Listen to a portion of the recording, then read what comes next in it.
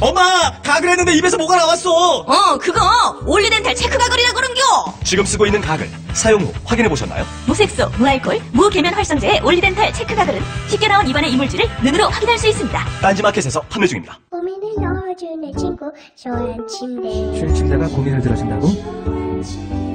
편안한 저자리의 친구 쇼한 침대 그렇게 편안하니? 머리부터 발끝까지 너무나 포근한 느낌 오늘부터 내 친구 쇼한 침대 어디에 있다고? 딴지마켓에 있네. 생각은 같아도 행동은 다릅니다. 무엇을 시작하든 끝장을 보는 사람. 이재명 성남시장 첫 자전적 에세이. 이재명은 합니다.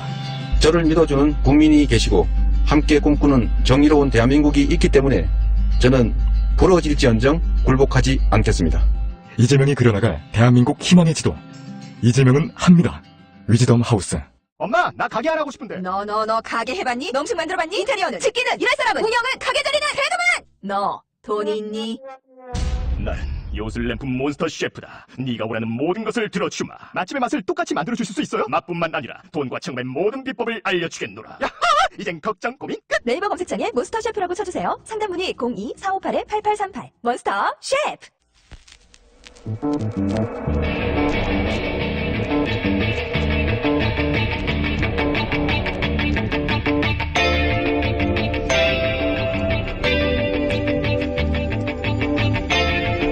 안녕하세요, 김호준입니다. 모두 예상대로 황교안 대행은 특검 연정을 거부했습니다. 예상치 못한 것은 그 이유입니다. 황 대행이 특검 연정을 거부하며 내놓은 이유는 충분한 시간이 보장돼 특검의 목적과 취지를 달성했다는 겁니다. 재벌 수사는 삼성 이외에 시작도 못했고 최순실은 묵비권만 행사다 갔으며 대통령은 아예 만나지도 못했습니다. 부족한 수사는 중앙지검이 있게 하면 된다는 논리도 말이 안 됩니다. 목적을 달성했으면 부족한 수사가 없어야죠. 특히 국정 안정을 위해 특검을 종료했다는 대목은 우습기까지 합니다. 수사를 하다 말면 국정이 안정됩니까? 국정이 안정이 되는 게 아니라 범죄 혐의자들 안심이 되겠죠. 권력의 눈치를 보지 않고 죄값만 따지는 특검은 헌정사상 처음입니다. 이런 특검을 이대로 끝낼 수는 없습니다. 김원준 생각이었습니다.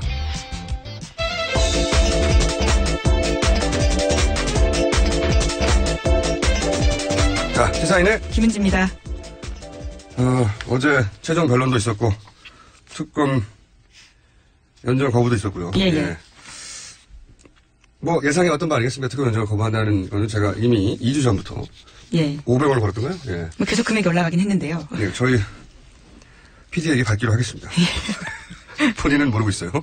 자, 우선 어제 현재 최종 변론이 있었는데 관련 소식부터 좀 전해주십시오. 네, 박 대통령이 어제 모든 탄핵 사유를 전면 부인했습니다. 대통령은 사익을 추구하거나 권한을 남용한 사실이 없다 이렇게 밝혔는데요. 게다가 공무원 임명권자로서 정당한 인사권 행사했고 미르 K스포츠 재단 관련해서는 정경련이 주도했다 이렇게 주장한 겁니다. 기존의 주장을 반복한 거죠. 그러니까요. 이건 특히 이제 재단 설립 관련해서는 아직도 이제 정경련이 주도했다. 뭐 전 기업들이 알아서 만들었고 기업들이 그렇게까지 알아서 만드니까 자기로서는 여기서 자기는 대통령이죠. 대통령은 고마운 것이 느꼈다고. 근데 이건 말이죠. 너무나 많은 사람들이 너무나 많은 정황과 너무나 많은 자료 증언으로 그게 아니라고 얘기를 했잖아요. 네, 심지어 안종범 전 수석이 헌재에 나와서요. 대통령 지시였다 이렇게 밝혔습니다. 안정호 수석도 얘기했죠. 그리고 이제 정경련도 나와가지고. 네. 정경련 이승철 부회장이요. 네, 최순실 씨 재판에 나와서 그런 이야기를 했었죠. 처음에는 이제 정경련 주도를 했다고 했다가 나중에는 청와대에서 그렇게 요청을 받았다고. 네. 요청이라기보다는 압력을 받아서 할 수 없이 무서워서 했다고 그렇게. 나중에 진술을 뒤집었잖아요. 이거 다 청와대 지시로 했다고. 네, 심지어 인터뷰까지도 청와대 지시대로 했었다 뭐 이런 이야기를 했었죠. 그리고 그때 정경련이 불러서 그 자리에 참석했던 기업인들도 와서 얘기를 했어요. 무슨 내용인지 모르고 불려가서 돈을 내라고 해가지고 불만을 토로했고, 그리고 돈을 내고 나서 이 돈이 어떻게 운영되는지, 어떻게 사업은 구성이 되고, 사람은 누가 일을 하고, 들어본 적이 없다고. 네, 심지어 미르 K스포츠 재단 속에서 한 2줄 정도밖에 적혀있지 않는데, 그냥 내라고 해서 냈다라는 거죠. 기업들도 다 지시를 받는 거라고, 혹은 강압이었다고 얘기하는데, 오로지 대통령이 혼자서 얘기를 하고 있는 거예요. 이 얘기는 이제 헌재 재판정에서도 나와서 진술하는 사람이 많고, 그죠? 네. 가장 이해가 안 되는, 물론 이거를 인정하기 시작하면, 이제 와르르 무너지니까 그렇긴 한데, 너무나 많은 사람들이 너무나 많은 방식으로 너무나 많은 정황과 함께 뭐 수첩도 있고요, 말도 있고, 정언도 있고, 아니라고 하는데도 대통령은 여전히, 기업들이 알아서 한 거다. 근데 뇌물죄가 인정이 된다면 형사법적으로는 가장 큰 죄거든요. 그러다 보니까 이 부분은 인정할 수 없는 것 같습니다. 그러면 저는 이 대목도 굉장히 웃겼어요. 이제, 글로벌 기업의 부회장, 이재용 부회장을 말하는 거죠. 이재용 부회장이 구속되는 거 보니까 너무 가슴이 아팠다. 이 대목이 왜, 재밌냐면, 파하하 저는 웃었던데, 예를 들어서 이재용 부회장이 영장 심사 받을 때, 친박단체들이 이 카페에 몰려가가지고 막 응원했잖아요. 송조기 흔들고. 네, 태극기와 송조기를 흔들었었죠. 송조기를 흔드는 것도, 웃겼지만, 저는 이재용 부회장을 친박단체에 가서 응원하는 게 너무 이상했어요, 논리적으로. 왜냐면, 이재용 부회장, 삼성의 입장은 박근혜 대통령이 자기들을 협박했다는 취지거든요. 네, 강요당한 피해자다라는 거죠. 그러니까, 삼성의 주장, 이재용 부회장의 주장의 핵심은, 아니, 박근혜 대통령이 자기들을 협박해가지고. 협박범이죠. 예. 네, 그 논리면. 강압적으로 돈을 내라고 해서 삼성은 어쩔 수 없이 돈을 낸 피해자. 그러니까 박근혜 대통령을 협박범으로 모는 거란 말이죠. 그런데 친박단체는 그러면 이재용 부회장을 규탄해야 되잖아요. 아니, 우리 대통령을 협박범이라니. 이렇게 규탄해야 되는데, 왜 거기 가서 응원하고 있는 거죠? 논리적으로 말이 안 되잖아요. 삼성에서는 박근혜 대통령이 협박범이라고 그러는데, 친박단체는 그럼 막 규탄하고, 대통령이 협박했을 리가 없다고 해야 되는데. 대통령을 모욕했다라고 네. 주장을 박근혜 했죠. 대통령도 네. 자신을 협박범이라고 하고 있는데, 여기다 대놓고 너무 가슴이 아팠다. 지나친 인류애다라는 생각도 들고, 이게 논리적으로 말이 안 돼요, 논리적으로. 이 구도가. 친박단체는 규탄해야죠. 삼성 이재용 부회장. 근데 친박단체는 응원하고 대통령도 부회장에 대해서 안타까워하고. 이게 앞뒤가 안 맞는 겁니다. 그러나 그렇게 주장하고 있다. 네. 그리고 현재 재판정에서 대통령 변호인단들이 화제가 된 게 한두 번은 아니지만 최후 진술도 화제가 됐어요. 그죠? 네, 어제도 마찬가지였는데요. 이왕좌왕 사분오열한 모습 보였습니다. 이정미 재판관이요, 마지막으로 대표 대리인 외에도 진술할 분 있냐 이렇게 변호인들한테 물었거든요. 그러니까 6, 7명이 대리인단 손들었다라고 합니다. 이게 그러니까 어쨌든 내용에 관해서는 기사가 많았는데 이건 내용하고 상관없이 순서를 정하면서 자기들끼리 싸운 내용이 있어요. 저 이게 가장 웃겼어요. 이거 자세히 전해주십시오. 네. 네, 조율이 안 된 모습이었는데 6, 7명이 동시에 손을 들자 재판관께서 종전에 먼저 한 사람부터 하는 게 순서로 이해하기 쉽다 이렇게 조언을 했거든요. 그러자 김평우 변호사가 이의가 있다면서 자기들끼리는 합의가 됐기 때문에 그 룰을 따르지 않겠다라고 이야기한 겁니다. 정작 이중환 변호사가 또 거기에 대해서 반박을 한 건데요. 합의가 되지 않았다라는 이야기를 하면서요. 재판장님 말씀대로 하겠다 이렇게 이야기를 하자요. 또다시 김평우 변호사가 헷갈려. 예. 제가 정리할게요. 한마디로 말해서 이정미 재판관이 진행을 하면서 자, 이제 대표 대리인단이 먼저 했단 말이죠. 나머지, 여기는 10명이나 되니까. 예, 17명, 20명 가까이 됩니다. 네, 10명이 넘으니까. 예. 진술할 분이 또 있냐? 그랬더니 이제 막 서로 손을 들었어요. 네. 동시에. 그러니까 재판관이 너무 많으니까, 이때까지 쭉, 왜냐면 중간에 들어오신 분도 있고, 맨 마지막에 들어온 분도 있으니까. 종전부터 변론을 해오신 분들이 먼저를 해달라. 왜냐면 그게 이제 그 논리가 자기들이 재판관의 입장에서 익숙하니까 그 논리부터 이제 듣고 지나가려고 하는 건데, 그러자 이제 김평우 변호인이 아니다. 재판관은 그렇게 해달라고 했지만 우리끼리 다 합의가 됐다. 이렇게 얘기하자 이중환 변호사는 아닙니다. 다시 손을 들어서 합의가 되지 않았습니다. 자기들끼리 싸운 거예요. 변호인단 말을 오히려 반박한 거죠. 네, 자기들끼리 합의가 되지 않았다고. 그러자 이 평우 변호사가 시체 말로 짬밥순으로 하자고. 네, 사법 연령순으로 하자, 사법 연수원 졸업순으로 하자라는 네. 건데요. 그러니까 이제 나이를 밀고 나간 거죠. 나이를 밀고 나가자. 이제 재판관이 다시 이제 그러지 말고 내가 정리해줬지 않냐. 재판에 나중에 참여한 분들은 나중에 해달라고. 이렇게 다시 한 번 더 정리를 했어요. 개입을 해서. 그래서 다시 서석구 변호사 나와서 안 된다. 김평우 변호사는 당뇨가 있어서 안 된다고. 네, 김평우 변호사는 왜냐면 거의 마지막에 들어온 사람이거든요. 그렇기 때문에 아니, 이정미 재판관 순서대로 하면 가장 늦게 해야 되는. 내용을 떠나서 이게 너무 웃겨. 자기들끼리 먼저 하겠다. 나중에 하겠다. 합의가 됐다. 그러고 합의가 안 됐다. 변호사들끼리 싸운 거예요. 그리고 그거를 이정미 재판관이 이제 정리를 해줬거든요. 2번이나. 근데 또 말을 안 들어요. 당뇨도 있다 그러고 짬밥순으로 하자고 하고. 너무 웃깁니다. 변호인단끼리는 보통 얘기하고 나오거든요. 그렇죠. 원래 통상은 그런 방식인데요. 이번 헌재 재판에서는 그러지 않았습니다. 서로 각기 다른 주장을 하기도 하고요. 모순된 주장을 하기도 하고 했습니다. 서로 충돌하는 주장도 해요. 예, 변호인단끼리. 예. 누구는 기각해달라고 하고 누구는 각하해달라고 하고 굉장히 의견이 달랐습니다. 희한합니다. 김평우 변호사는 또 이제 변론을 하다가 재판관을 향해서 해야 되잖아요. 변론은 당연히 왜냐하면 판결은 재판관이 되니까 재판관을 향해서 호소를 하는 거거든요. 이런 법 논리가 있다고 법리를 다투는 건데 이분을 거꾸로 카메라를 보고 있어요. 네네. 뒤에 있는. 이분도 재밌습니다. 다 정치를 하시려고 하는 분들이 이제 재판의 변론을 카메라를 보고 하는 분은 제가 처음 들어봤는데, 근데 나중에 이제 이재명 재판관이 이제 제지를 했죠. 자기들 좀 보고 해달라고요. 예. 재판관을 보고 변론을 하라고. 이게 현재 카메라가 맨 뒤에 있거든요. 네, 현재 재판과 홈페이지 가면 볼 수 있습니다. 그 네. 영상. 홈페이지 가시면은 지금까지 있었던 변론들을 다 볼 수 있어요. 그래서 현재 이제 방청석 맨 뒤쪽에 카메라가 전체를 보는 멀리 카메라가 한 대 달려 있는데, 그러니까 방청석을 보고 거꾸로 서서 한 거예요. 변론을. 아, 참 재밌습니다. 또 내용 이전에 내용은 이제 오늘 나오실 게스트들과 얘기하겠는데 힌트가 너무 재밌어요. 네. 길이길이 역사에 남아서 해제될 거라고 봅니다. 자, 다음 순요. 네, 특검이 어제 대통령 대면 조사가 불발된 이유를 공개했습니다. 조사 과정에서 녹화를 거부했기 때문에 안 됐다라는 건데요. 대통령 쪽이 계속해서 이를 거부했다라는 겁니다. 대면 조사 안 한다고 제가 이게 750원 걸었었는데 750원이면 하도 많이 걸어가지고 어쨌든 이게 다 저희 PD한테 받을게요. 이거죠. 핵심은 원래는 녹화 안 해도 된다고 특검이 합의해 줬어요. 네, 1차 합의 때는 그랬었죠. 네. 그런데 이제 날짜가 공개됐다는 이유로 그 대면 조사를 거부했지 않습니까? 네, 대통령 쪽에서요. 네. 대통령 쪽에서는 날짜 공개를 특검 쪽에서 했다고 그랬는데 제가 지난번에 한번 말씀드렸지 않습니까? 화낸 사람이 유출한 거라고. 화낸 쪽에서. 화낸 쪽에서 유출했을 뿐만 아니라 화를 내며 이런 이유로 안 된다고, 이런 이유로 대면 조사 안 한다고 한 그 사람이 공개한 거예요. 당사자. 제가 알기로 그렇습니다.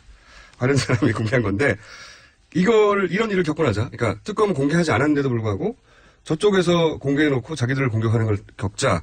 이거 녹음 녹화 안 했다가는 다 진술받고 나서 뭐라고 언론 플레이를 할지도 모릅니다. 자기가 한 말을 가지고 해석을 달리하는 게 아니라 특검이 하지 않은 말을 가지고 역으로 이유를 대며 언론 플레이 했잖아요.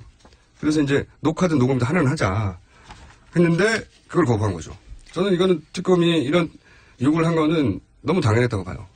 말을 어떻게 바꿀지 어떻게 합니까, 지금. 신뢰가 깨졌다라는 이야기를 여러 차례 반복했습니다. 특검이 어제 이를 발표하면서요. 네. 왜냐하면 언론 플레이를 심하게 당했으니까요. 녹음을 해뒀어야 된다고 봅니다. 예, 대통령 측에서 엄청난 언론 플레이를 했을 거라고 봐요. 이걸 만약에 안 했다면. 근데 이제 이걸 이유로 이제 대면 조사를 안 했다는 건데 저는 좀 더 큰 그림에서 보자면 어떤 이유에서는 안 했을 거예요. 이유가 이걸로 등장했을 뿐인 거죠, 막판에. 예. 지금 생각해보시면 대통령은 아무것도 응하지 않았어요. 검찰 조사도 응하지 않았죠. 계속 조사에 응한다고 하면서. 특검 조사에도 응하지 않았죠. 헌재도 안 나갔어요. 어디에도 등장하지 않습니다. 대통령 원래. 이 정치 TV에 등장하셨죠. 그러니까 사전에 짜여진 대로 각본이 있지 않으면 절대 등장하지 않는다. 그래서 이런 얘기 나올 때 처음부터 안 한다고 제가 주장했던 건데. 다음 뉴스 전해주십시오.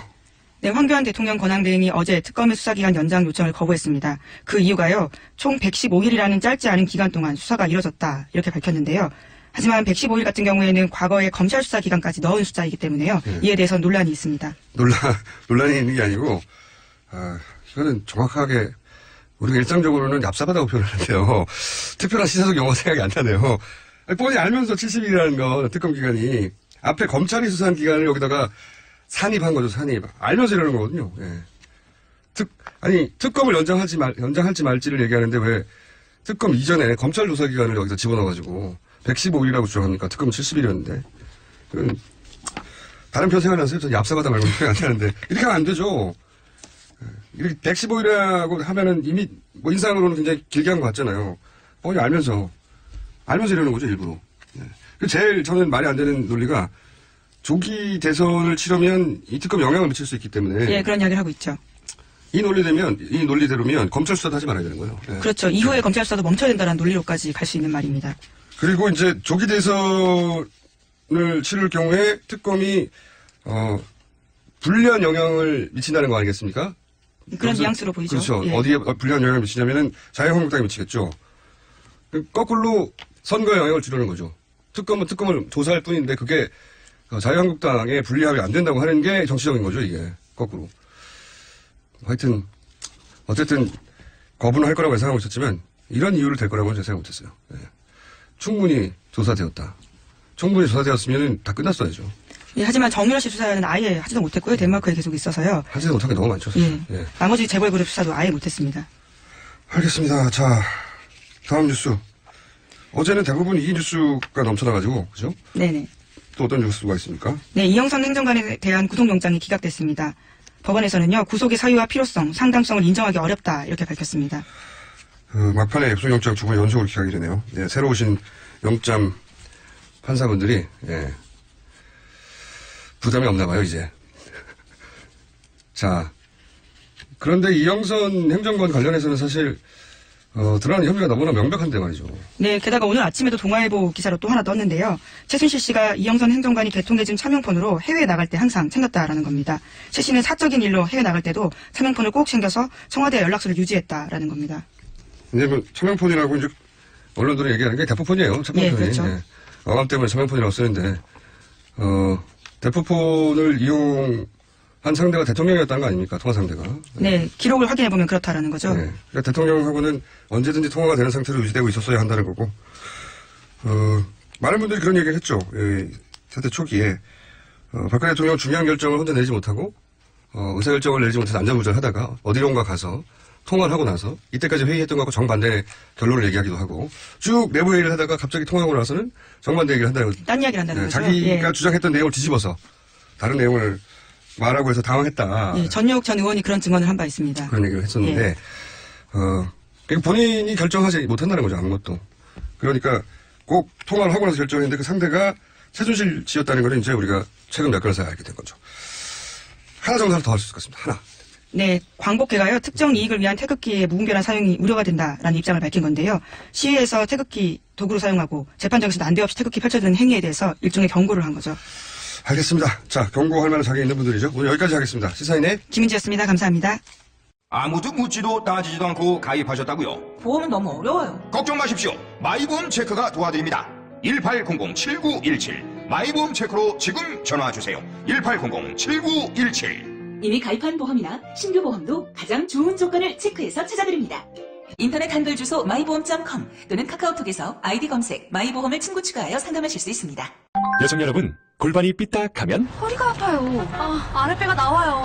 골반이 바로서야 건강도 아름다움도 바로섭니다. 바디로직을 입으세요. 토크밴드의 입체적인 탄력이 틀어진 골반을 바로잡습니다. 간편하고 확실한 골반 교정 타이즈 바디로직. 삐딱한 남성 골반에도 역시 바디로직. 바디로직의 효과를 못 느끼셨다면 100% 환불해드립니다. 자세한 환불 조건은 홈페이지를 참조하세요. 굶고 뛰고 땀 빼고 다 해봤다. 그래봐야 소용없었다. 다이어트는 결국 먹는 게 문제다! 동결건조 채소와 동물, 단백질, 그리고 효소와 비타민, 미네랄로 만든 다이어트 전용 그린 스무디로 하루 한두 끼만 바꿔 드세요. 검색창에서 비타샵을 검색해주세요.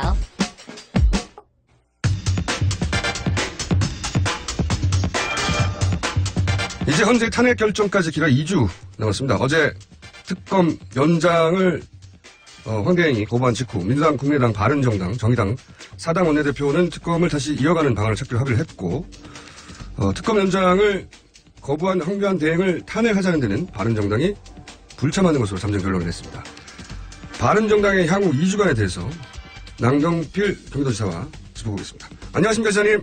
네, 안녕하세요. 예, 오늘은 대선 후보로서가 아니라 이제 바른정당의 유력한 정치인으로서 한 2주간에 대해서 얘기를 해보겠습니다. 현안이 많지 않습니까? 네, 맞습니다. 예, 우선 특검을 새로운 법안을 만들어서라도 연장하겠다고 어제 이제 사당이 합의를 했는데, 네. 그러면 이제 3월 임시국회를 열어야 되는데, 예. 이 의사 일정에 자유한국당이 합의를 안 할 것 같은데요? 어떻게 보십니까? 그러니까 지금은 선택은 직권상정이에요. 그죠? 정균한 의장께서. 정세균이요. 네. 네. 정균한 아니고요. 정세균. 네네. 죄송합니다.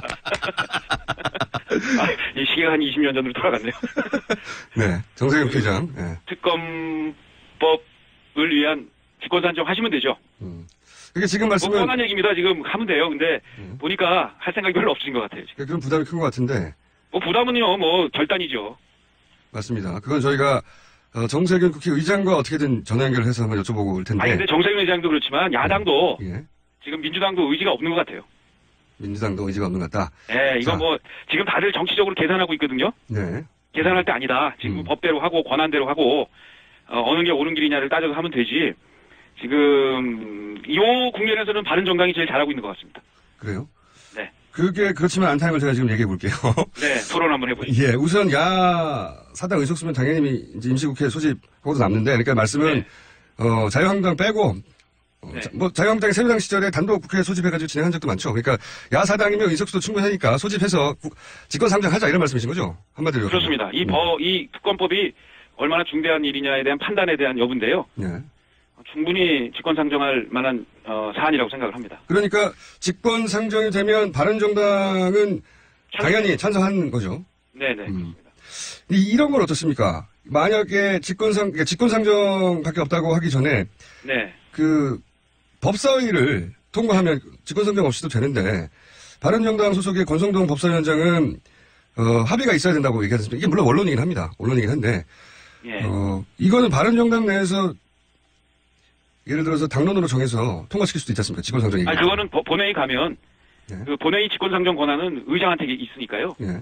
권한이 있는 의장께서 하시면 되고 뭐 권성동 그 위원장이 직권상정하는 건 아니잖아요. 직권상정은 하지 않지만 법사위를 통과하면 그냥 상정할 수 있죠. 직권상정. 근데 그 법사위 간사가 반대하고 있잖아요. 제 말이 그 말입니다. 그러니까 법사위 간사가 자유한국당이라는 얘기죠. 물론 그렇긴 한데 예. 바른정당도 지금 부담이 돼서 바른정당 입장은 분명합니다. 이 특검법 상정이 되면 예. 당연히 찬성한다. 그 찬성 권한은 우리 정 의장님께 있으니까 의장께서 상정하시는 게 맞다. 다른 얘기가 없습니다. 예. 물론 저도 최후의 방법 그거밖에 없다고 생각하는데 그 이전에 예. 바른정당 소속의 권성동 의원이 법사위원장으로 자유한국당이 합의하지 않는데 네. 그냥 통과시키는 이런 강수를 두는 방법도 있긴 하지 않습니까? 뭐 그것도 방법이겠죠. 예. 근데 그건 안 하시잖아요. 직권상정의 권한은 결국 의장에게 있는 것이고요. 예. 상임위의 직권상정이라는 건 없어요. 아니 제 말은 상임위를 통과하면 아니 간사가 지금 그 인사 일정에 합의를 안 해주잖아요. 아니 진짜로 그거는 예. 지금 국회 권한과 법대로 하면 되고요. 예. 저는 뭐 그것이 뭐 지금 다 왜 본회의까지 갈 거를 생각하고 특검법 예를 들면 지금 180일 걸리는 그 패스트트랙까지 생각하는 이유가 결국은 이 김진태 간사가 동의 안 하기 때문에 그런 거잖아요. 예, 물론 맞습니다. 그러니까 예. 법사위를 통과하지 못하는 것도 자유한국당이 동의해주지 않아서고요. 자유한국당 간사가. 예. 자유한국당이 동의를 안 해줘도 할 수 있는 방법은 본회의 직권상정이라는 거죠. 그렇죠. 근데 이제 직권상정을 정 의장이 망설이는 것도 원내대표들이 합의를 안 했기 때문에 못했기 때문에 자유한국당이 동의를 안 해줘서. 그러니까 자유한국당이 동의를 안 해줘서 못하고 있는 이유는 자유한국당이 동의를 안 해줬기 때문이라는 이유를 대는 것은 법사위나 직권상정을 하지 않는 국회의장이나 마찬가지라는 말씀을 제가 드린 건데 여하간 네. 최종적으로는 국회의장이 직권상정하는 카드밖에 남지 않았다는 거고요. 그죠? 네, 그렇습니다. 그리고 직권상정이라도 해서 통과시켜야 된다는 입장이신 거고. 그렇습니다. 예. 그럼 이제 바른정당이 단체로 정세균 국회의장 찾아가서 직권상정하라고 퍼포먼스도 하고 그럴 필요도 있지 않습니까? 왜냐면 네, 그렇게 말씀드릴게요. 좋은 말씀이네요. 네. 알겠습니다. 왜냐면 바른정당은 지금 그런 선명한 입장 표명이 필요한 때에 갔거든요. 아니, 선명한 입장 표명 어제 그 정병국 대표가 저한테 전화를 해서 어떻게 하면 좋겠냐고 또 상의를 해서 분명히 그렇게 하자. 직권상정까지를 포함해서 그 특검법은 새로 만들고 예. 황교안 총리 탄핵은 그것도 뭐 정서에는 뭐 맞을 수 있지만 예. 법으로는 안 맞다. 그러니까 우리는 정도로 가자 이렇게 말씀드렸어요. 근데 여기서 다시 한번 또 헷갈리거든요. 직권상정해서라도 특검을 이어가야 한다는 바른정당이 이제 그런 특검을 종료시킨 황교안 대행의 탄핵에는 또 반대 혹은 불참하거든요. 그건요, 이거예요. 네. 법대로 하자는 겁니다. 뭐냐? 네. 지금 우리가 그 탄핵을 가결시킨 것도 우리 헌법 체계에 있는 거고, 네. 또 이 헌재가 탄핵을 이제 뭐 인용할지 부결시킬지 모르겠지만 인용할 거라고 믿습니다만, 그것도 법 체제 안에 자신의 권한이고, 네. 황교안 총리가 근데 연장을 안 시킨 거는 법 위반이 아니에요. 법을 위반하지 않았는데 탄핵할 수는 없거든요. 박근혜 대통령은 우리가 지금 헌법을 위반했다고 생각하기 때문에 탄핵을 지금 주장한 거고, 그렇다고 황교안 총리가 특검 연장 안 한 것을 잘못했죠. 그렇지만 법 위반을 한 건 아니잖아요. 근데 그렇게 해석하기도 하고 다른 해석도 있습니다. 법적으로. 그러니까 이게 이제 해석하죠? 그건 좀 이해가 안 되는데. 그거는 저도 법률가는 아니어서 법률가한테 법대로 하면 되는데요. 지금 법과 정치적 주장을 막 섞어서 하는데 예를 들면 탄핵하자고 법 주장은 할 수 있어요. 그렇지만 탄핵에 황교안 총리가 과연 법을 어겨서 탄핵의 소지인지 아닌지는 분명히 법률가들한테 물어보면 금방 압니다. 저도 법률가한테 물어봤는데요. 그러니까 뭐냐면 소지가 된대요. 그러니까요. 왜냐하면 특검이 수사 목적을 달성했는지 안 했는지 판단은 수사를 하는 특검이 하는 거고요. 네. 그런 해석이 있습니다. 그러니까 수사 내용을 모르는 황교안 대행이 수사 목적을 달성했다고 판단을 해서 종료시켜버리면 안 된다. 왜냐하면 이거는 특검이 필요하다고 요청을 하면 대통령은 별도의 판단을 하지 않고 승인을 해주는 걸로 이 문건을 해석을 해야 한다. 아니 근데 과거에도 네. 지금 특검법 연장 안 한 경우가 많았는데 네. 특검이 3번 요청을 해도 있습니다. 예. 예, 근데 그러면 그동안 계속 탄핵을 했어야죠. 아니죠. 그때는 이게 아니, 그것도 또 특검이 필요하니까 연장 요청을 했을 거 아니에요. 아니, 그거는 어떻게 다르냐면, 이번에는 특검이 수사하는 대상이 대통령이지 않습니까? 그러니까 대통령이 자신을 수사하는 거를 중지시켜버릴 수 있는 게 있으니까. 아니, 이번에 대통령이 아니잖아요. 권한대행이 연장을. 그러니까 애초에 이 문구가 만들어질 때 저하고 둘 다 법도 잘 모르면서 다툴 일이 아닐 것 같긴 한데요. 아, 왜 제가 법을 몰라요? 난 법 잘 알아요. 난 국회의원 5번이나 했는데. 국회의원 안 해보셨잖아요. 국회의원만 법을 잘 아는 건 아니지 않습니까? 여하간. 그런데 이 부분은 제가 어제 공부를 좀 했는데, 예. 이거를 법 위반이라고 해가지고 탄핵을 하는 식의 정치적 해법으로 가지 말고, 예. 할 수 있는 권한대로 새 특검법 만들면 돼요. 그러니까 그게 서로 간에 주장하는 바가 충돌할 때는 법 정신에 충실해서 가고 자기 권한대로 가면 우리 헌법이 그런 걸 잘 만들어 놨거든요. 다른 해석도 있다는 말씀을 제가 드리는 거고요. 예, 예. 근데 제 생각엔 특검법을 빨리 새로 만드는 게 훨씬 낫다는 겁니다. 탄핵을 아니 황교안 총리 탄핵한다고 그래서 특검이 연장되는 게 아니잖아요. 그렇긴 하죠. 그렇긴 한데 우리가 원하는 건 진실규명이지. 네. 지금 황교안 총리를 또 내쫓지 않존자가 그거는 본질이 아니라는 거예요. 본질은 특검을 연장해서 새로 임명을 해가지고 빨리 진실규명을 하는데 그게 지금 걸림돌이 되니까 우리 의장님께서 의장님 이름이 자꾸만 생각하네. 의장님께서 직권상정해서 하는 것 이거 다 자기 권한대로 하면 되는 거라니까요. 알겠습니다. 근데 그게 이제 기속행위라고 법률적으로 좀 어려운 용어라서 저도 그냥 대충만 이해했는데 다르게 해석할 수도 있다. 그 여지도 한번 살펴보시고요. 알겠습니다. 네. 왜 제가 이런 말 계속 드리냐면 바른정당이 여태까지 이제 지지율이 한참 높을 때에 비해서 한 3분의 1, 뭐 심지어 4분의 1까지 떨어진 적도 있는데 네. 그런 이유 중에 하나가 이런 사안이 있을 때 명쾌한 입장을 세우면서 하다가 발을 빼버린 경우가 여러 번 있습니다. 이번에 명쾌하던데요? 이번에 명쾌해요. 우리가 네. 그 민주당의 뜻을 따를 필요도 없는 거고 그렇다고 자유한국당하고 확실히 다르고 이거는 바른정당만의 명쾌한 입장입니다. 법대로 해라. 네, 무슨 말씀인지 알겠습니다. 근데 이제 제가 마지막 한 번만 말씀드리면 그 법대로 해라 해석도 다른 경우도 있으니 그것도 살펴보시는 거고 이렇게 해석들도 하는 경우가 있어요. 이제 황교안 대행까지 탄핵을 해버리면 소위 이제 안정지향적인 보수 지지층이 바른정당에서 떨어져 나갈 수도 있으니까 그런 것도 감안해야 된다. 어차피 지금 그 지지층 우리 지지 안 해요. 그 뭐 떨어져 나갈 게 뭐 있어? 지금 5%에서 뭘 떨어져 나가? 자, 이거 어떻게 생각하십니까? 그 말씀 동의하고요. 그러니까 지금 우리는 거기 기웃거려서 안 돼요. 근데 기웃거리는 분들도 있긴 있는 것 같아요. 그죠? 당연히. 그거 뭐 개인을 다 어떻게 하겠어요. 뭐 보수단이라 하고 자꾸만 그러는데 그 기웃거려서 될 일이 아니거든요. 저도 동의합니다. 네. 근데 이제 자유한국당하고 손을 잡을 거면 뭐하러 나왔냐는 거죠. 그냥 있지. 그 지사님은 자유한국당하고는 어떤 연대도 없다고 이제 주장하시는 거죠? 자유한국당이 정말 뭐 거의 해체하듯이 그 안에 있는 친박 세력들 다 징계하고 내쫓고 이러면은 그때는 생각해 볼 수 있지만 이름 바꾸고 3명 뭐 대강 이렇게 어림어림 징계했다고 해가지고 그게 새롭게 바뀌었다고 한 다음에 다시 손잡자고 하면 그게 도대체 우리가 왜 태어났습니까? 스스로 부정하는 거지. 유승민 의원이 특히나 좀 입장이 다른데 그죠? 도대체 이해가 안 돼요. 그건 저도요. 당에서도 그거 하지 말자라고 다 했는데 토론 때만 나가서면 그 얘기를 하시거든요. 제가 웬만하면 그 얘기 하실 거면 그냥 다시 돌아가십시오라고 얘기했는데 돌아가지도 않으시고 계속 얘기를 하시니까 도대체 이해가 안 됩니다. 대구 뭐 정서 때문에 그런 건지 좀 이해가 안 돼요. 그 며칠 전에도 다시 우리 비상식 국회의원 만나가지고 다 지도부하고 모여 앉아가지고는 더 이상 그 얘기는 하지 말자. 이건 우리 당론이고 우리가 아예 우리의 그 태생의 정체성의 문제니까 이 문제는 다시 거론하지 말자라고 했는데 어제 또 관훈 토론 가서 그 얘기를 하셨더라고요. 저희가 유승민 의원도 모시고 그 얘기를 여쭤보긴 하겠지만 이게 반복적으로 나오는 데다가 이게 이런 얘기 나올 때마다 지지율이 처음 나왔을 때 크게 한번 떨어졌던 걸 기억하고 그죠? 도움이 안 되는 것 같은데도 계속 하는 이유가 뭘까요? 저도 이해를 좀 물어봐 주세요. 우리 김어준 선생님 그런 거 잘 하시잖아요.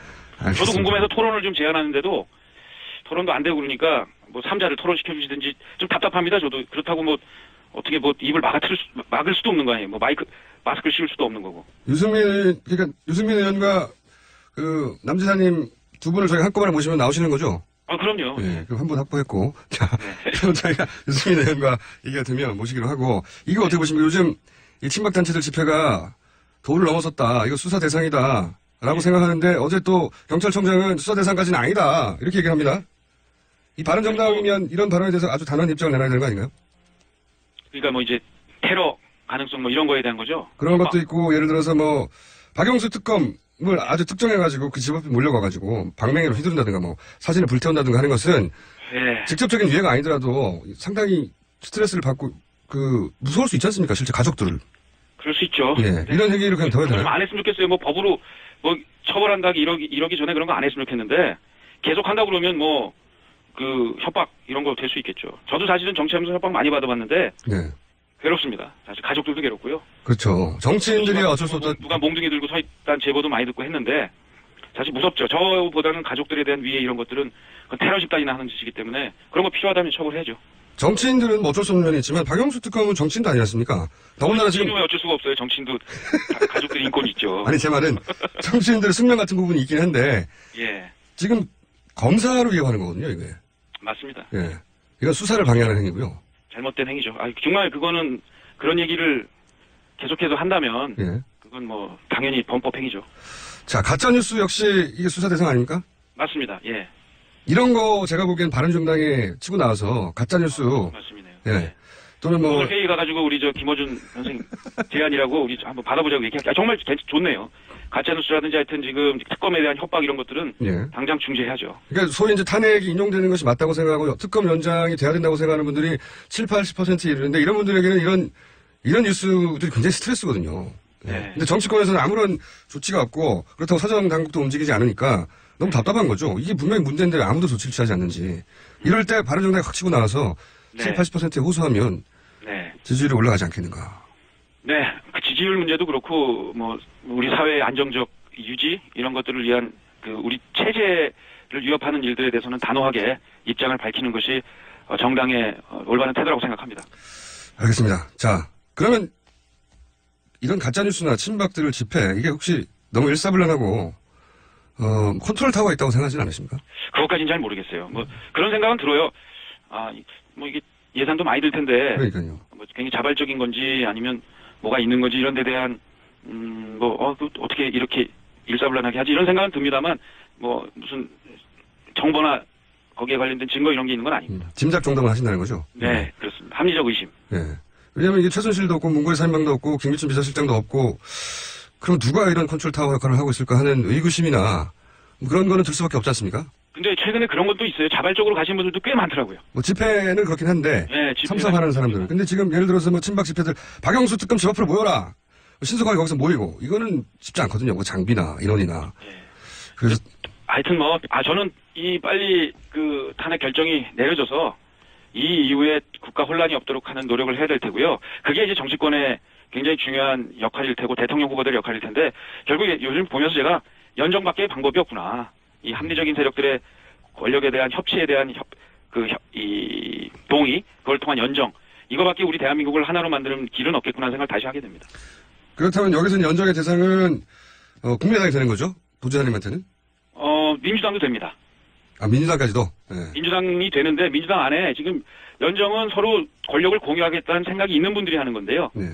문재인 후보는 거기에 대해서는 없는 것 같습니다. 아직까지 얘기를 들어보면. 소위 이제 민주당 내 비문 세력과도 연대가 가능하고 국민의당도 연대가 가능하고 네. 다만 자유한국당은 안 되고 이런 입장이신 거죠? 자유한국당도 있어요. 근데 그 안에 지난번에 탄핵 찬성한 분들 한 30분 계시거든요. 예. 그분들은 이제 탄핵 인용되면 그 안에 있으면 안 되죠. 나와야죠. 나와서 바른당에 오시든 아니면 뭐 바른당도 싫으면 제3의 정당을 만드시든 그 자유한국당에서는 나와야 됩니다. 탄핵 찬성하는 의원 30명은. 국민들이 다 알고 계세요. 알겠습니다. 근데 탄핵이 인용되는데도 그 안에 계속 앉아 계신 건 정치인으로서는 올바른 처신은 아니겠죠. 오늘은 마지막 질문 한 가지만 더 드리고 끊어야 될 것 같은데요. 네. 분명한 주장을 하시는데, 그리고, 유승민 의원의 지지율 하락에 영향을 준 이제 자유한국당과의 이제 단일화, 이 얘기에 대해서도 단호하게 비판을 하시는데, 네. 그런데 왜 본인의 지지로 움직이지 않을까요? 그게 저도 궁금해요. 근데, 그런 얘기를 했어요. 그 샤오미의 레이준 회장이, 예. 돼지도 예. 태풍의 길목에 서면 하늘을 날 수 있다. 하늘을 날 날이 올 거라고 봅니다.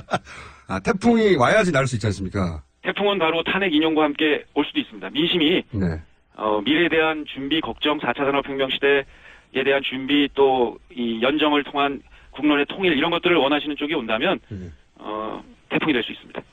그런 태풍, 탄핵이 인용된 이후에 지지율이 제대로 된 지지율일 것이다. 그때 반영될 것이다 보시는 거군요. 네. 네, 노력하겠습니다. 근데 이제 태풍이 불어서 뜨는 것은 그건 이제 본인이 날아가는 게 아니고 날리는 거죠.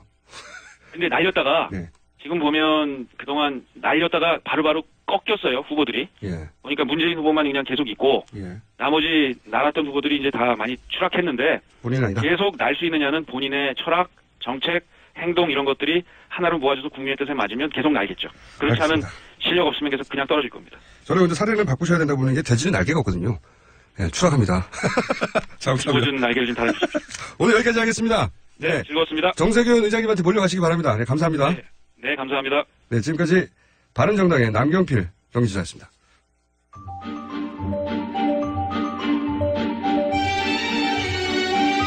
자, 오프 더 레코드. 오늘은 시간이 좀 짧아서 메인으로 진행하다가 혹시 재밌으면 3부로 이어질 수도 있습니다.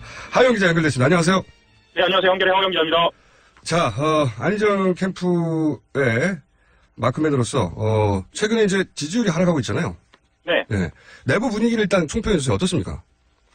일단 밝다고 할 수는 없는데요. 예. 그 내부에서는 그 여론조사와 현장 분위기는 좀 다르다. 예. 일단 이렇게 이야기를 하고 있고요. 그게 다르다는 게 무슨 얘기죠? 그러니까 현장 분위기를 보면 예. 여론조사가 주춤하는 것보다는 여전히 바람을 타고 있다. 아하. 이렇게 이야기를 하죠. 특히나 이제 핵심적으로 경선에서 중요한 지역인 호남. 예. 그리고 본인의 지지 기반인 충청 지역에서는 여전히 굳건하다라고 이야기는 하고 있습니다. 다만 좀 더 속을 들여다보면 실제로 메시지의 조정은 있어야 하는 거 아니냐 이런 이야기는 좀 하고 있고요. 그게 이제 그 지지율이 뭐 20%대였다가 뭐 18%대였다, 한 2% 정도 전체적으로 차이 나는 거 가지고는 사실은 그 사람들을 만나서는 감지할 수가 없죠. 예, 그 정도 그렇죠. 차이는. 예. 그래서 그냥 그 느낌인 것 같고, 그죠? 과학적인 데이터가 아니라. 근데 지금 각종 여론조사에서 지속적인 상승세였다가 이게 정체 내지는 하락 국면에 들어간 것만은 사실이거든요. 확실한. 사실이죠. 확실한 데이터로 입증이 되는 건데. 지금 이제 기자들 향해서 자신있게 얘기하는 거 말고 내부 실제 분위기 있지 않습니까? 이게 따로따로 만나서 얘기할 때. 그렇죠. 걱정이, 요체가 뭡니까?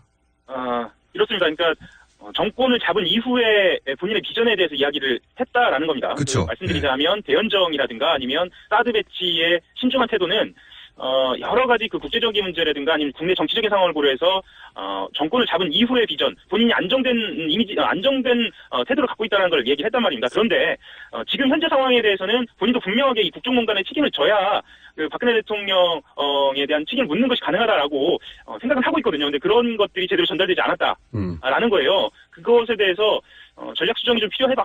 안 그러면 지지율이 좀 심각해질 수도 있다. 이런 내부 분위기도 있죠. 특히나 호남에서는 실제로 아까 제가 애초에 말씀드린 캠프에서 인지하고 있는 여전히 현장 분위기는 좋다. 이거 말고요. 제가 호남에 좀 연락을 해보면 그쪽에서는 이래요. 안희정 캠프 관계자들을 좀 만나면 지지를 하겠다라는 의사를 표명하고 문재인 전 대표 캠프 쪽을 만나도 그렇게 이야기를 하는 경우들이 있어요. 그러니까 그 사이에서 고민을 좀 하는 분들이 많아진 거죠. 그러니까 이게 과연 안희정 지사 쪽에 유리한 것인가라고 봤을 때는 사실은 그렇지 않죠. 왜냐하면 문 전 대표 쪽은 조직적으로 표를 모으고 있는 상황이고요. 조직이 움직이고 있는 상황이고 안 지사 쪽은 바람을 타고 있는 상황이기 때문에 이렇게 관망세가 지속된다는 거는 특히나 지금 탄핵 정국이 어떻게 될지 모르는 상황에서는 굉장히 좋지 않은 상황이라고 내부적으로도 좀 알고 있습니다. 한마디로 이제 인지도는 올렸는데 내부 경선에는 오히려 거꾸로 불리해지고 있는 거 아닌가, 이게 이제 냉정한 분석일 것 같은데. 네, 맞습니다. 예. 내부적으로는 그런 분석이 없나요? 내부적으로도 분석은 있죠. 그런데 그런 분위기가 전달되는 것 자체가 사실은 본인들이 앞으로 선거를 유지하는 데 있어서 굉장히 좋지 않은 상황이거든요. 그리고 이제 토론도 있고 앞으로 탄핵 심판 결정 이후의 상황은 어떻게 될지 잘 모르기 때문에 지금은 어쨌거나 본인이 밝혀온 소신을 꺾지 않되 본인이 오해받고 있는 지점들에 대해서 분명히 이야기한다, 이 정도 기조를 유지하는 거죠. 이건 유지하는 겁니다. 뭐 지금 상황에서 기존 유지하되 예. 기존 유지하되 오해를 풀자, 이 정도 수준.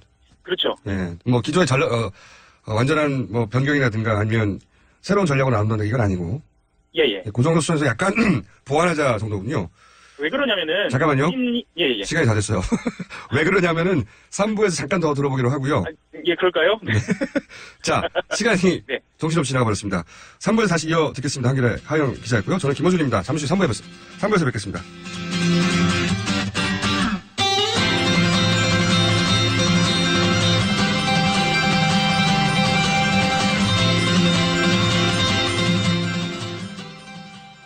우리는 훌륭한 국가에서 살고 있는가? 흔쾌히 답할 수가 없다. 훌륭한 국가 없이는 훌륭한 삶을 살 수 없기에 사람들은 묻고 시도하고 좌절하고 또 도전한다. 도대체 국가란 무엇인가? 대한민국을 더 훌륭한 국가로 만들려면 우리는 각자 무엇을 어떻게 해야 하는 것일까? 나는 이런 의문들에 대한 답을 찾고 싶었다. 이 책은 오늘의 시점에서 내가 찾은 대답이다.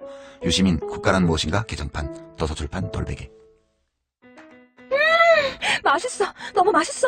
와, 아삭거리는 소리 들려? 와, 진짜 맛있다. 이 김치 어디에서 샀어? 김치 어디서 샀냐면 화 뭐?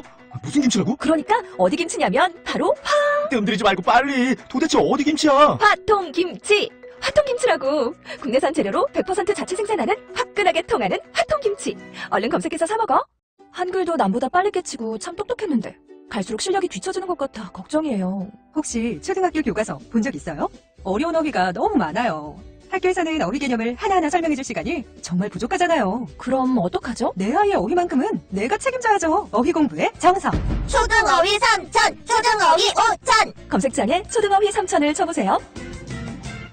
눈에 들어가도 상처 위에 발라도 혹은 아이들이 실수로 먹더라도 괜찮아야 한다는 마음으로 달려왔습니다. 아이부터 어른까지 수아비스. 이렇게 좋은 화장품 전 국민과 나누기 위해 수아비스 아이모델 선발대회를 개최합니다. 아이부터 어른까지 수아비스. 아이를 포함한 가족 모두가 참여 가능합니다. 지금 검색창에 수아비스 화장품을 검색하세요. 아이부터 어른까지 수아비스. 평생을 수아비스와 함께할 모델 바로 여러분과 여러분의 아이가 될 수 있습니다. 아이부터 어른까지 수아비스.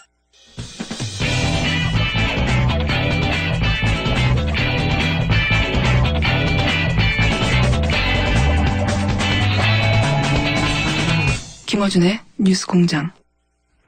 네, 하영의 오프터 레코드 2부에서 저희가 시간이 부족해서 다시 연결했습니다. 한겨레 신문 하영 기자 연결됐습니다. 안녕하세요. 예, 안녕하세요. 한겨레 하영입니다. 네, 2부에서 요약하자면 안희정 캠프에서 기존 유지자 대 오해는 푼다 이 정도로 예. 입장이 정리됐고 그리고 경선에 대한 우려가 캠프 내에 있긴 있다. 예. 그죠? 여기까지 했습니다. 그런데 이 우려가 있긴 있다가 어느 정도예요? 이게 이제 우려는 있지만 이게 큰 문제는 없고 이 기조를 계속 유지하면 된다 정도의 문제의식인지 아니면 큰 위기의식을 느끼는지 좀 궁금합니다. 내부 분위기를 뭐 수치화해서 전달해드릴 수 없으니까 예. 정확하게 말씀드리긴 좀 어려운데 뭐 큰 위기의식이라기보다는요. 네. 내부 캠프 분위기는 일단 그 안희정 지사에 대한 신뢰가 굉장히 높아요. 이건 당연한 이야기겠지만 네. 안희정 지사 스스로 이것을 풀어나갈 수 있겠다라는 신뢰가 굉장히 높고요.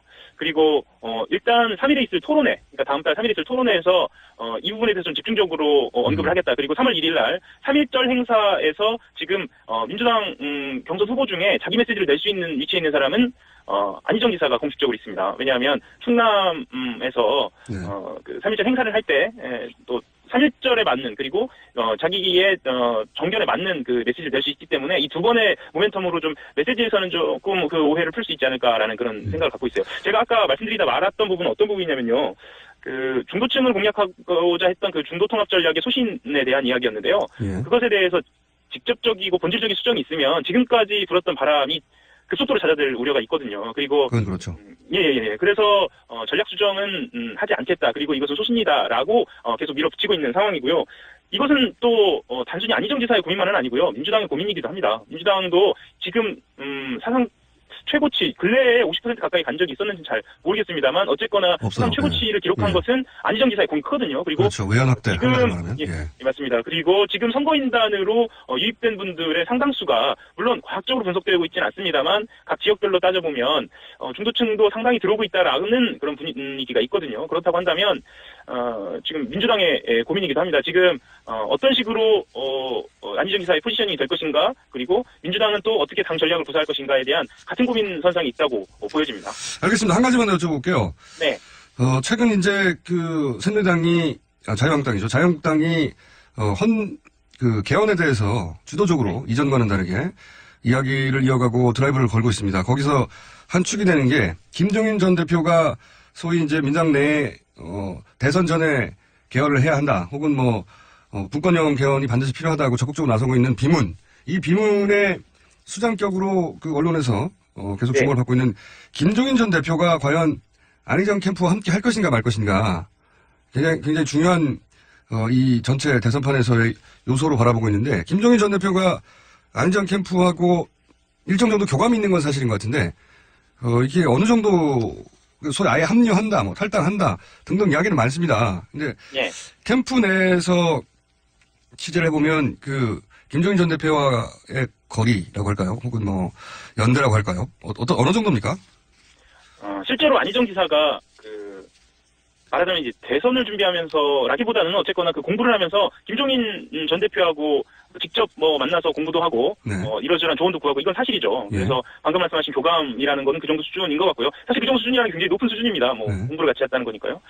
그런데 이건 확실히 말씀드릴 수 있을 것 같아요. 경선 과정에서 김종인 전 대표의 합류는 없을 것 같습니다. 물론 이제 김종인 전 대표가 인터뷰 때마다 말이 뉘앙스가 조금씩 달라요. 이게 본인은 그런 말을 한 적이 없다라고 이야기하면서 꼭 김종인 전 대표의 측근이나 어떤 때는 직접 그 본인 이야기한 것으로 본인 행보를 밝히거든요. 하지만 지금까지 종합적으로 봤을 때는 본인 안 지사 캠프에 합류하는 것은 아니다.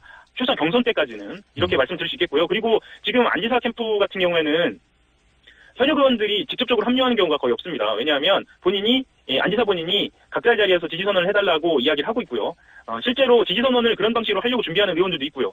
그렇다고 한다면 김종인 전 대표가 지지선언 정도로 안 지사에 합류를 할 것인가, 안 지사 캠프 쪽에 합류를 할 것인가, 사실은 좀 모양이 그런 모양을 갖추기는 좀 그렇죠. 그래서 본인은 앞으로는 어떨지 모르겠습니다만 경선판에서는 본인 행보를 결정하지 않을 것이다 이렇게 보는 전망이 매우 우세하고요. 실제로 마크맨들도 그렇게 보는 사람들이 다수입니다. 여기서 마크맨은 김종인 전 대표의 마크맨을 말하는 겁니까?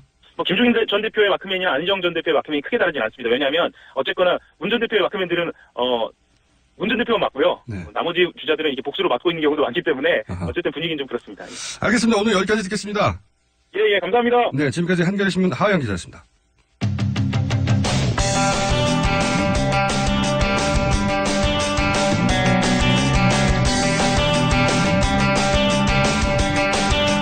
자, 이번에는 자유한국당 입장을 좀 들어보겠습니다. 황교안 대행의 특검 연정 거부, 그리고 새로운 특검법, 황교안 대행 탄핵, 헌재 연결, 현황이 많습니다. 짚어보기로 하겠는데, 자유한국당에 입당하자마자 지난 15일 대선 출마를 선언하신 분이죠. 김진 전 중앙일보 논설위원 전화 연결해보겠습니다. 안녕하세요. 안녕하세요. 네, 오랜만입니다. 네. 예, 안녕하세요. 예. 다른 이야기 전에 이 대선 출마를 선언하셔가지고 많은 사람이 놀랐는데 그 이야기부터 일단 하고 다른 주제 넘어갈 것 같습니다. 저하고는 처음 연결하신 거라서. 입당과 거의 동시에 대선부터 나가기로 하신 이유가 있나요? 왜냐하면 보통은 국회의원 출마도 하고 뭐 정치 이력을 어느 정도 쌓다가 대선 출마하는데 입당과 동시에 대선부터 출마하신 이유가 일단 궁금합니다. 정확하게 얘기를 하면 대통령 선거에 출마하기 위해서 입당한 것이죠. 아, 그렇군요. 예. 그러니까 출마를 그러면 갑자기 선언하신 이유가 뭘까요? 뭐 선언이야 갑자기 됐지만 그 본인의 고민과 또 생각은 꽤 오래됐었습니다. 아, 그렇군요. 하여튼 결론적으로 말씀드리면 지난 4월 총선에서 집권당이 제1당까지 잃어버리지 않았습니까? 예, 새누리당이. 그래서 이러다가는 보수 정권이 진보 정권을 내주겠구나. 네. 이런 걱정과 고민을 하다가 최순실 사태 때 또 충격적이었죠. 그리고 올해 들어서 이제 반기문 총장이 낙마하고. 그래서 제가 판단할 때는 이제 보수의 대안이었다. 그러니까 좌파 정권의 집권을 막고 보수 정권의 재집권을 위해서 맨 앞에 나서서 새로운 깃발로 활약할 수 있는 인물 대안이 없는 상황에서 내가 대안이 돼야 되겠다. 그런 결심을 하게 된 것입니다. 알겠습니다. 간단히 요약하면 보수 정권이 위기다 이렇게 하다가는 좌파가 집권을 할 텐데 그것은 안 되기 때문에 물론 그 이후에 좌파가 집권하면 안 된다. 이 이후에 동의하지 않는 분도 많겠지만 어쨌든 그건 알아들었습니다. 근데 왜 본인이 하필 대통령이 돼야 되는 거죠? 정치인이 많지 않습니까? 그러니까 우파가 집권해야 된다. 그건 알겠는데 그게 왜 김진이어야 하느냐? 이 대목을 좀 설명해 주십시오. 근데 이번에 굉장히 그 보수 입장에서 봤을 때는 비상시국입니다. 그러니까 좌파 정권을 막고 자유한국당의 정권을 다시 한번 달라고 유권자에게 호소하기 위해서는 저기 위원님 아까 따갈따갈 소리가 들리는데 혹시 핸드폰 이어폰으로 쓰십니까? 아닙니다. 지금은 어떠십니까? 좋습니다. 예, 말씀해 주십시오. 네. 이어폰을 안 쓰고 있고요. 그리고 여하튼 다시 한번 정권 달라고 호소하기 위해서는 이 보수가 잘못된 거, 예를 들면 무능하고 부실한 거, 그리고 최순실 사태의 잘못, 기타 이 패거리 의식, 그리고 패권주의 이 다툼 이런 그 보수의 잘못을 대대적으로 기억을 해서 새로운 보수를 유권자 앞에 내놔야 되는데 새로운 보수. 그런 개혁 작업은 과거의 잘못된 정치에 깊숙이 연관되어 있는. 예를 들면 다선 의원이라든가 또 여러 번 출마를 한 사람이라든가 하여튼 현재의 보수 정치권에서 중요한 역할을 담당하고 있는 사람들, 기존의 정치인들은 현실적으로 그런 개혁 작업을 할 수가 없습니다. 과거 잘못에 대한 책임도 있을 뿐더러 또는 현실적으로 여러 가지 이렇게 얽힌 게 많기 때문에 그러니까 어쨌거나 탄핵 소추 사태나 이런 것들이 기존 정치의 실패를 증명하는 거 아닙니까? 그러면 기존의 이 잘못된 과거 정치로부터 100% 자유로운 새 인물이 제가 자유한국당뿐만 아니라 여야 대통령 선거판을 통틀어서 유일한 뉴페이스 새 인물입니다. 완전한 새 인물이죠. 그래서 새 인물이 이런 대대적인 개혁 작업을 주도를 해서 새로운 보수 개혁 프로그램을 유권자에게 내놓고 호소를 해야 정권을 재창출할 수 있다. 그래서 지금 무슨 정치 경험이 있느냐, 선거 출마 경험이 있느냐 없느냐 이런 거는 결코 중요하지 않습니다. 국정의 주요 문제에 관해서 어떤 문제의식을 가지고 있고 대안을 가지고 있느냐, 그리고 그동안 현실적으로 정치권 밖의 영역에서 어떤 활동을 해왔느냐 이것이 중요한 거지. 지금 선수가 무슨 중요한 선수나 지명도나 이런 것들은 저는 별로 중요하지 않다고 생각합니다. 그 기득권 정치에 얽히지 않아야 개혁을 할 수 있다. 이해가 갔습니다. 근데 이제 기득권 정치에 얽히지 않은 인물도 많지 않습니까? 예를 들어서 제 눈앞에 있는 PD나 엔지니어도 기득권 정치에 얽히지 않은 사람들인데 그렇다고 해서 기득권 정치에 얽히지 않았다는 이유만으로 대통령을 뽑아달라고 하진 않거든요. 그러니까 새 인물이어야 한다. 여기까지 이해가 가는데 그 새 인물이 왜 김진이어야 하느냐? 요걸 좀 설명해 주셔야. 새 인물도 무조건 정치권에 얽히지 않았다고 해서 대선에 도전하는 것은 무모한 일일 겁니다. 그렇죠, 예. 근데 저는 제가 제 자신을 판단할 때는, 준비된 새 인물이다. 준비된 새 인물, 예. 준비된 새 인물. 김대중 대통령이 준비된 대통령이란 구호를 쓰지 않았습니까? 예. 그리고 박근혜 후보가 준비된 여성 대통령이란 구호를 썼는데, 저는, 한마디로 준비된 새 인물이다. 왜냐? 제가 32년 언론인 생활 중에서 20여 년을 정치부 기자를 했고, 그중에 또 10년을 정치 담당 논설위원을 했습니다. 제가 20여 년 정치부 기자를 하면서 10명의 대통령을 겪었는데 이승만 박정희 대통령은 제가 간접적으로 취재를 해서 책도 썼고 전두환 대통령서부터 박근혜 대통령까지는 그 정권을 제가 직접 취재하고 겪었습니다. 그래서 저는 어떤 대통령이 어떻게 해서 성공했고 존경을 받고 있으며 어떤 대통령들이 어떤 부분에서 잘못을 해서 실패를 기록했느냐를 제가 체험한 사람이에요. 가장 가까이서. 그래서 그 정권의 속속들이 그런 성공과 실패의 메커니즘을 잘 알고 있고, 특히나 제가 10년 논설위원 할 때는 사설과 칼럼을 쓰고 TV 토론에 나와서 얘기했는데, 그 중요한 주제가 대통령뿐만 아니라 여야 정치 권력이 잘못한 것을 비판하고 대안을 제시하는 일이었습니다. 그래서 저는 어떤 대통령이나 주요 정치 지도자들이 잘못할 때, 좀 속으로 분석과 고민을 많이 했어요. 왜 저렇게 못하느냐. 나라면 이렇게 할 텐데. 아니, 이건 이렇게 하고 저렇게 하면 문제가 없는데. 예를 들자면 낙하산 인사, 정경유착, 그리고 법과 질서에 대해서 유약한 거, 또는 좌고 우면하는 거, 앞뒤가 다른 거, 이런 것들이 있지 않습니까? 그런 것들을 안 하면 성공한 대통령이 되는데, 저는 그래서 수없는 많은 시뮬레이션을 했다, 머릿속에서. 내가 대통령이라면 이렇게 하겠다. 불통의 정치를 이렇게 소통의 정치로 바꾸고, 기자회견은 어떻게 하고, 집무실은 어디로 옮기고, 사람들은 어떻게 쓰고, 낙하산 인사는 어떻게 방지하고, 이런 것들. 그래서 제가 감히 말씀드리건데, 제 머릿속에는 한 100개의 파일이, 그런 시뮬레이션 파일이 정리가 돼 있다. 이 정도면 준비된 제 인물 아닙니까? 그렇게 생각하시는 분들도 있을 수 있을 것 같은데, 왜냐면은, 물론, 오랜 세월 정치부 기자하셨고, 정치 논평을 하셨고, 비평도 하고, 토론도 하고, 근데 경제학자들이 사업에서 실패 많이 하거든요. 저는 비판만 한 게 아니에요. 항상 대안을 제시했습니다. 저는 구체적인 사안마다 제 주장을 한 번도 해결책을 한 번도 굽힌 적이 없어요. 제가 이제 진보 좌파 진영에서는 저를 많이 공격합니다만은 제가 보수 언론인으로서 싸웠던 5개의 전선. 첫 번째, 광우병, 미신에 의한 광우병 사태에 대한 투쟁. 두 번째, 불법 폭력 시위에 대한 단호한 대처. 세 번째, 불법 파업에 대한 원칙적인 처리. 네 번째, 이 좌편향 역사 교과서, 이 김대중 노무현 교과서로 되어 있는 좌편향 역사 교과서에 대한 분석과 대안 제시. 다섯 번째, 사드 비자회를 왜 배치해야 되며, 왜 국가안보에 중요한, 이 모든 이른바 전선에서 저는 신문 칼럼이나 TV 토론을 통해서 한 번도 제가 이런 거를 회피한 적이 없어요. 물러선 적이 없습니다. 그리고 비판만 하지 않냐고 제가 생각하는 대안을 제시를 했어요. 알겠습니다. 그렇지 않습니까? 예를 들면 경제학자가 경제부총리를 맡는다. 그건 자기가 생각하는 이론이나 자기의 평상시의 구상을 경제부총리가 돼서 실천하는 거죠. 그 실천할 수 있는 기회를 갖는 것조차 비판할 이유는 없지 않습니까? 물론이죠. 예. 기회를 나한테 달라고 주장은 할 수 있습니다. 근데 좀 궁금하긴 합니다. 솔직히 실제로 자유한국당 경선을 이겨서 자유한국당 대통령 후보가 될 거라고 본인이 정말로 믿으시는 건가요? 아니면 이번은 경험 삼아 하는 것이고 다음 예를 들어서 총선 국회의원 출마부터 하고 이런 아젠다가 따로 있으신 건가요?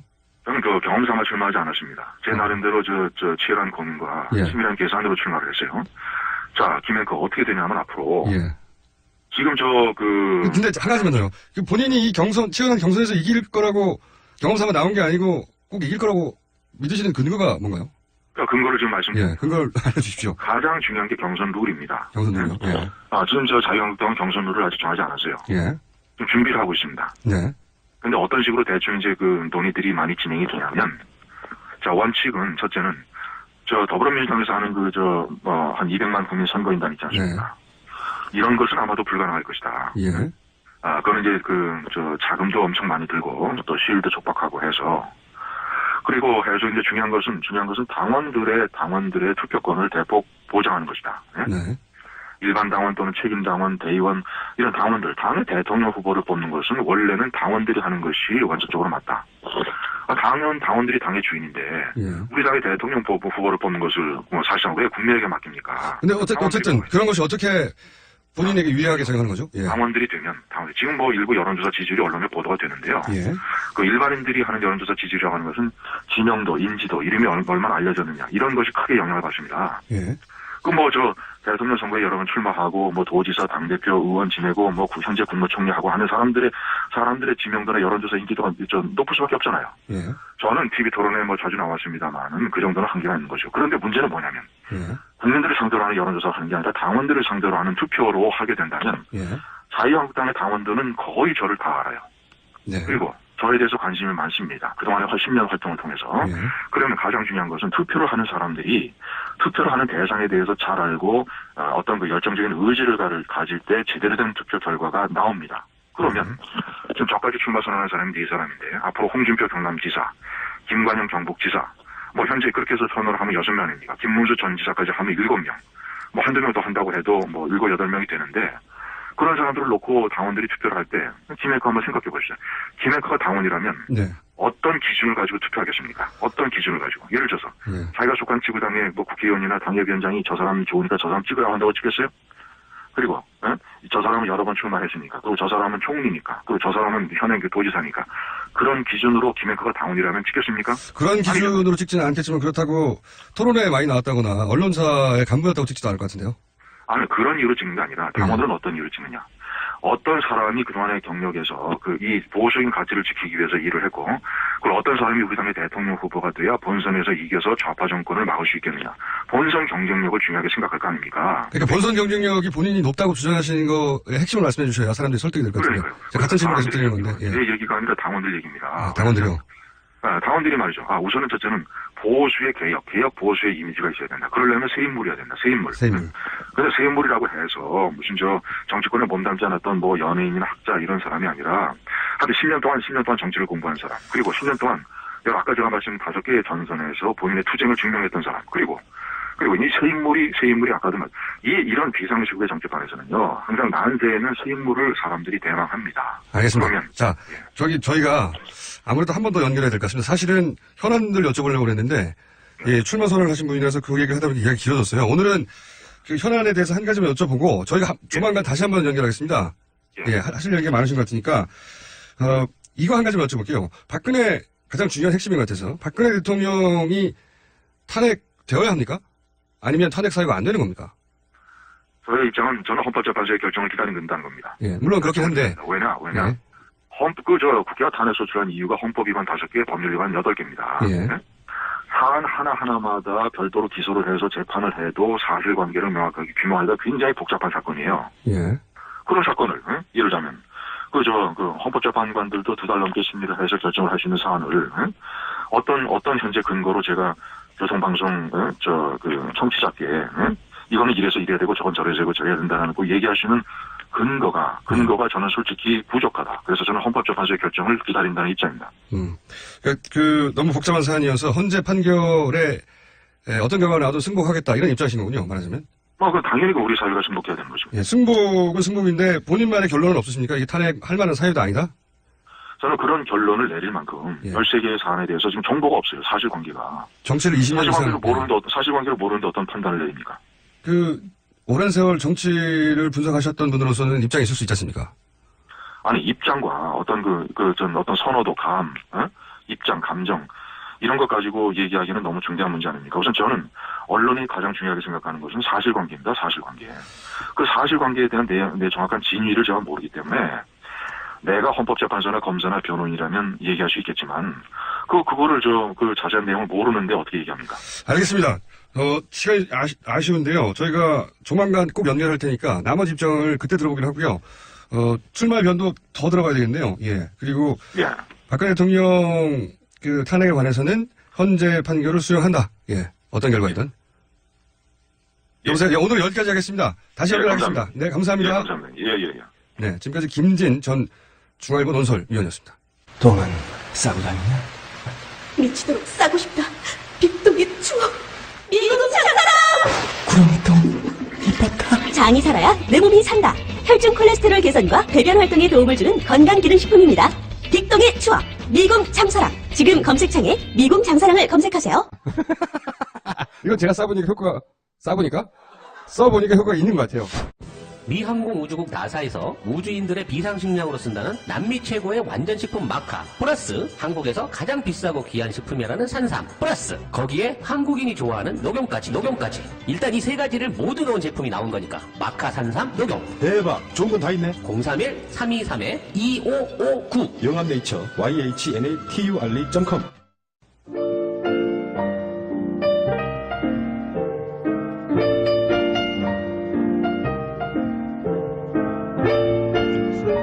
자, 오늘 평상시하고 비슷한 분량의 문자가 왔었는데요. 김진 전 논설위원 인터뷰를 시작한 직후로 갑자기 문자가 간만에 폭발했습니다. 네. 예, 반응이 좋으시네요. 예. 반응이 좋다기보다 반응이 많으시네요. 자, 노원구에 있는 지구촌 노래방에 갔다가 노래방의 사장님이 노래를 안 듣고 뉴스 공장을 듣고 있는 것을 발견했다고 합니다. 네. 그렇죠. 네. 모든 노래를 신청하면 뉴스 공장에 나오는 것으로 세팅을 바꿔주세요. 일자별로 쭉 해가지고. 지구촌 노래방 사장님, 예. 기계 세팅을 그렇게 좀 해주십시오. 아니, 노래방에 뉴스 공장을 들을 수 있는 번호를 새로 매겨야 되는 게 아닌가 하는 생각이 갑자기 드네요. 예. 노래방에 가서 다른 사람 노래가 아니라 그걸 듣고 싶은 사람도 있을 수 있지 않습니까? 전국에 있는 노래방 사장님, 뉴스 공장 편을 따로 만들었어요. 네. 자, 헌법재판소에 방청하셨던 분이 문자를 보셨네요. 네. 예전에는 기각을 그렇게 주장을 했었는데 어제는 유독 각하를 주장하는 말을 많이 들었다고 합니다. 네. 기각이냐 인용이냐 해서 기각이냐 인용이냐 각하로 선택지를 넓힌 거 아니냐. 저한테 가끔 굉장히 적극적으로 의견을 표시하는 분들 게시판 정도가 아니라 전화로 하신 분들 있거든요. 본인의 정치적 소견을 이분도 전화로 밝혀주셨습니다. 네. 굳이 전화로 밝혀주셨기 때문에 제가 소개를 드리겠고요. 김진 논설위원 저희가 다시 한번 모셔야 되겠네요. 엄청나게 문자가 계속 옵니다. 네. 김어준 당신 실패했어. 인터뷰에 이런 분들도 있고, 예. 뭘 또 모시냐는 분들도 있고, 네. 굉장히 많습니다. 이렇게 문자가 많을 줄은 예상을 못했어요. 네. 자, 그리고 저희가 계속 택시기사, 버스기사 얘기하고 있는데, 네. 방송 좀 틀어주십시오, 기사분들. 오늘 여기까지 하겠습니다. 불친절한 A씨였습니다.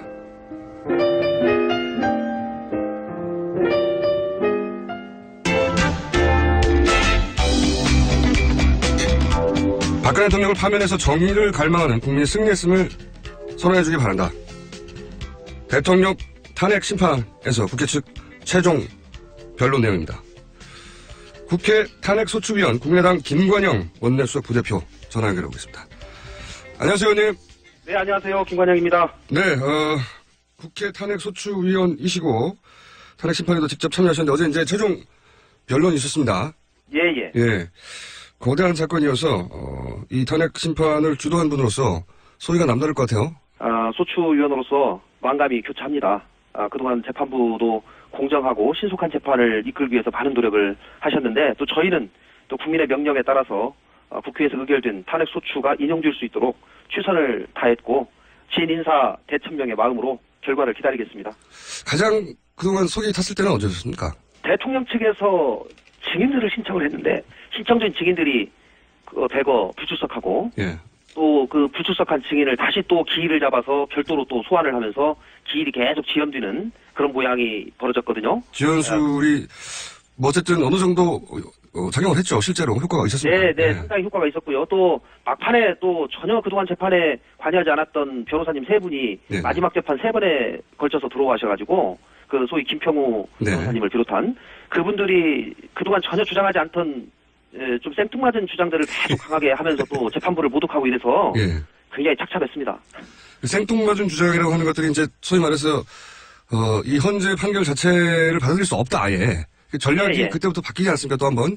그전에는 지연 전략이었다면 그다음부터는 탄핵 결과가 인용이 되면 받아들일 수 없다. 예. 네, 이런 정도의 주장을 계속하기 시작했는데. 이제 거의 그 협박하는 거거든요. 예. 재판부를 피바다로 광장에 묻을 것이다. 예. 뭐 이런 식의 발언을 하면서 인용하면 큰일 난다는 식으로 이렇게 얘기를 했고 또 판 자체가 국회에서 소추 의결 절차 자체가 위법하기 때문에 아예 각하되어야 한다라고 예. 하는 주장을 또 굉장히 강하게 어제까지도 이렇게 많이 했습니다. 예.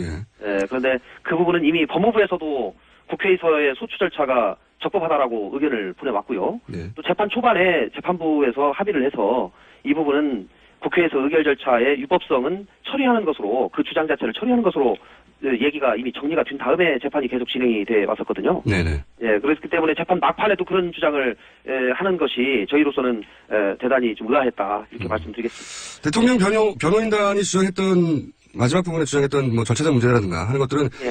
이미 다 클리어된 문제인데 다시 이제 들고 나와서 이상했다는 말씀이신 것 같고 그죠? 예. 대통령의 최후 진술은 또 어떻게 보셨습니까? 뭐 거의 전부 다 부인했는데요, 사실은. 저는 대통령이 마지막에 막 감수했다고 봅니다. 변호사들이 다 쓰고. 네.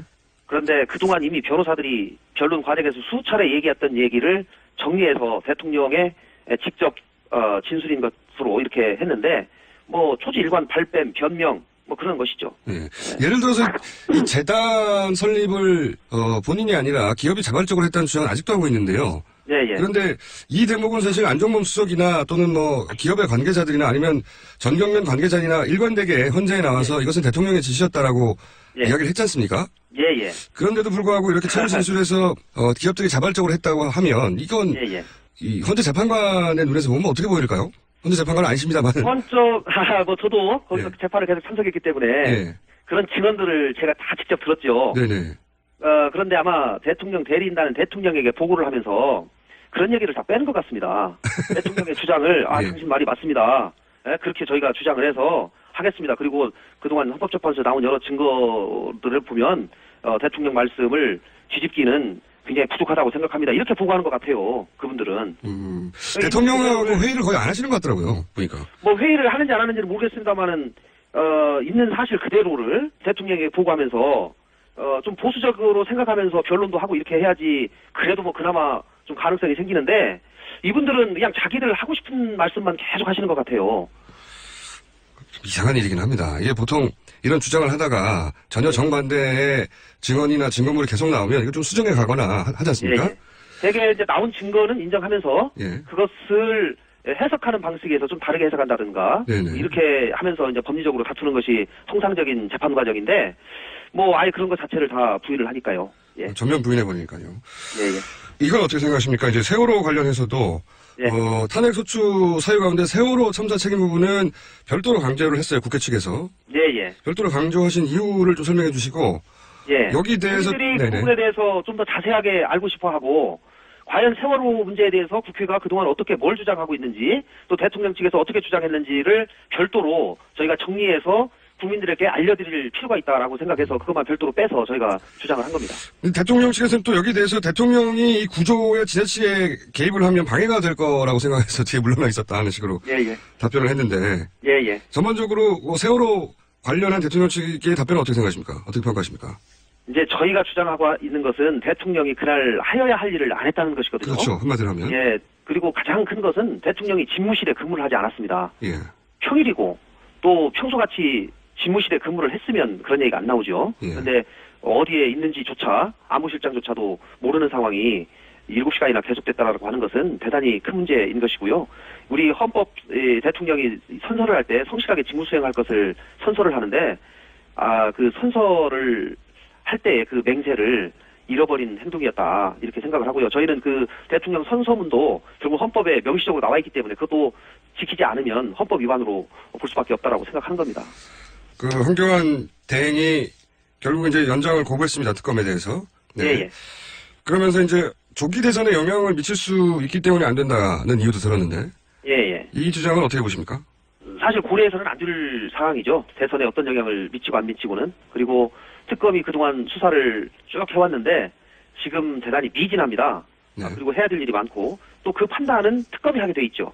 저희가 특검법을 국회에서 만들 때 당초에 사실 100일을 원샷에 넣으려고 했다가 70일, 30일로 나눠달라고 해가지고 이렇게 나눈 건데 그 30일 연장에 관한 부분은 대통령이 권한을 가지고 해야 되겠다 말해야 되겠다 이렇게 판단을 하면서 자기의 재량을 가지고 판단할 문제가 아니고 특검이 하다 보니까 30일이 필요합니다라고 해서 요청하면 그것은 그냥 승인해줘야 되는 기속재량이라는 그런 측면이 강하다는 것이 대다수의 법률가들의 의견입니다. 당시 새누리당도 당연히 자동으로 연장된다고 했었죠. 그런 의미로 얘기한 건데요, 그때. 예. 네, 제가 그 법안을 직접 만들고 협상을 했기 때문에 그 당시 사정을 너무 잘 알죠. 네, 그래서 뭐 그 30일 연장 안 주겠느냐 당연히 주는데 새누리당 의원들 좀 설득하기 위해서 70일, 30일로 좀 나눠줘라 이렇게 얘기해서 한 건데요. 어쨌든지 대통령 권한대 황교안 대행의 거부는 대통령 보호 또 대통령에 대한 은혜 갚기다. 저는 이렇게 생각을 하고요. 대통령을 특검에서 수사를 하지 못하도록 끝까지 막은 것에 대한 역사적 책임을 져야 될 것이다 저는 생각합니다. 그래서 이제 황교안 대행의 탄핵까지 이제 야3당은 주장하고 있는데 근데 이런 얘기 있지 않습니까? 지금 대통령도 탄핵 상태인데 권한대행도 탄핵하게 되면 그럼 누가 국정 운영하냐? 이것은 이렇게 야당이 몰고 가다가는 역풍이 불 수 있다. 그런 지적도 있습니다. 어떻게 평가하십니까? 황 대행이 탄핵하기 전에 대통령 탄핵이 되면 황 대행이 탄핵도 주기 전에 그만두고 대통령 출마할지도 모르겠어요. 만약에 대통령을 출마하게 되면 그런 절차를 밟지 않습니까?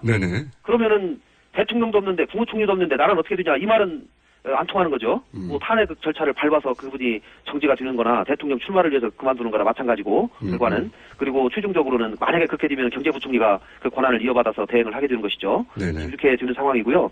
물론 뭐 그런 걱정이 일부 있다는 거 저희들도 알고 있습니다. 지나치게 몰아붙이는 거 아니냐.